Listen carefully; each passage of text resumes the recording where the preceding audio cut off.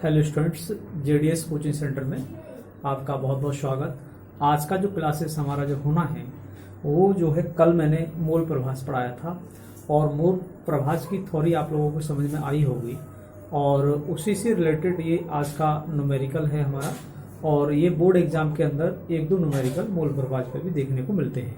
तो मूल प्रभाष मैंने कल डेफिनेशन बताई थी कि अगर जैसे कोई विलेन है और उस विलेन में हमने कोई विलेय पदार्थ हमने डाल रखा है और उसके अंदर पानी भी डाला है, तो उसमें मान लीजिए आपकी दो अवयव हो गए। एक तो पहला क्या हुआ हमारा जल हो गया और दूसरा हमारा जो हमने ठोस पदार्थ उसके अंदर बोला है विलेय पदार्थ हो गया, वो इसके अंदर दूसरा अवयव हो गया। तो इनका जो मूल प्रभाष की हमने बात कही, यानी हम दोनों का मूल प्रभाष निकालते हैं तो उसमें ये बात करते हैं कि जैसे मान लो हमने विलेय पदार्थ के अणुओं की संख्या बटे, अब बटे का नीचे जो लेते हैं उसमें दोनों को जोड़ते हैं, यानी विलेय पदार्थ के अणुओं की संख्या भी और विलायक के अणुओं की संख्या को भी जोड़ते हैं। तो इससे क्या निकलता है, विलेय पदार्थ का मूल प्रभाष। और अगर हम विलायक का मूल प्रभाष लेते हैं तो वहां हम पहले लिखेंगे विलायक के मूल प्रभाष के अणु संख्या बटे लिखेंगे विलायक के मूल प्रभाष अणु संख्या प्लस विलेय पदार्थ के अणु संख्या।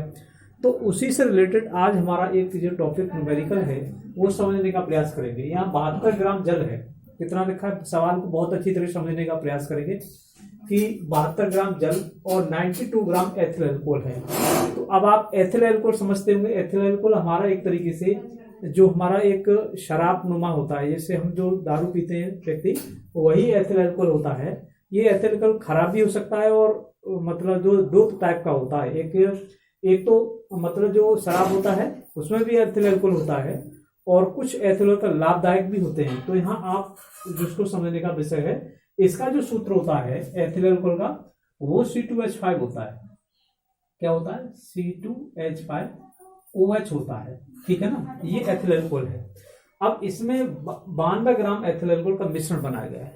तो इसको आप इस तरीके से भी समझ सकते हैं कि जैसे हमने इसमें 72 ग्राम यानी 72 ग्राम क्या ले रहे हैं, इसके अंदर जल ले रहे हैं और उसके बाद इसमें 92 ग्राम ये आपका ले रहे हैं हम C2H5OH एथिल अल्कोहल ले लिया और ये मिश्रण बना लिया हमने।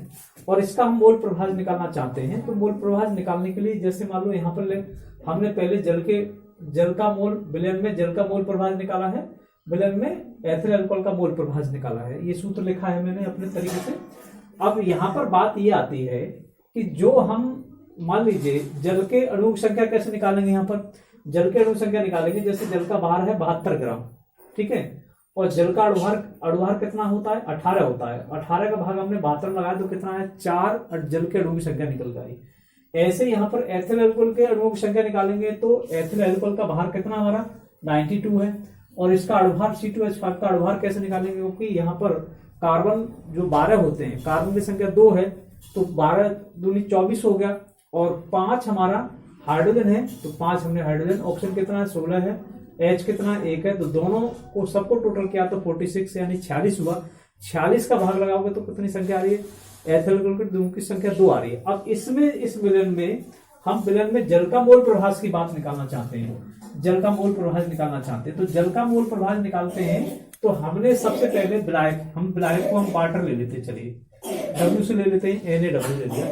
अब यहाँ पर हम क्या लिखेंगे, यहाँ पर हम ले रहे हैं NaW और ये जो हमारा जो दूसरा विलायक है उसको हमने B मान लिया। यहाँ पर क्या मान लिया, B। तो हमने देखा यहाँ पर जो 4 जल के अणु संख्या निकल के आई, हमने 4 लिखा, बटे लिखा, Na मतलब 4 जल के अणु संख्या और विलायक के अणु संख्या कितनी है, यानी जो हमारा एथिल अल्कोहल है इसकी अणु संख्या कितनी निकल गई, 2 निकली। तो 4 बटे कितना हुआ, इसको टोटल कराएंगे 6 का भाग लगाएंगे तो 0.667 आ रहा है। इसी तरीके से विलयन में C2H5 का मोल प्रभाष निकालना है हमें।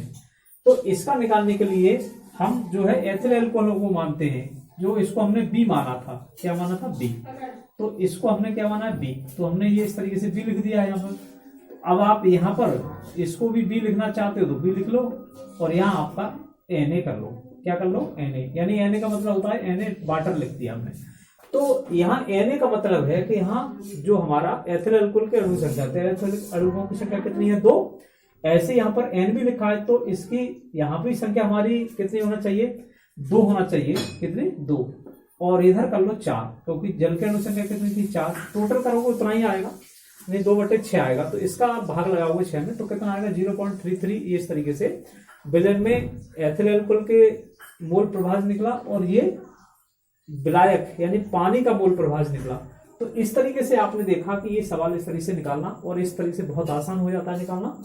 इसी तरीके से मैं एक आपको होमवर्क में एक न्यूमेरिकल दे रहा हूं। 450 ग्राम जल में एसीटोन के 5.8 ग्राम घोले गए विलेन में जल तथा एसीटोन का मोल प्रभाव ज्ञात करेंगे। तो आपको समझना, ये जल की मात्रा कितनी दे रहा है 450, और एसीटोन की मात्रा कितनी दे रहा है 5.8 है। तो इस सवाल को आप इसी के आधार पर निकालने का प्रयास करेंगे। तो आप निकालें, और निकाल करके मुझे कुछ कमेंट्स में बताया करो कि हमारा कुछ सवाल निकला या नहीं निकला। तो इसका भी हम कुछ समाधान करेंगे, तो कुछ बताओगे तभी कुछ पता लग पाएगा। आपको बताना चाहिए।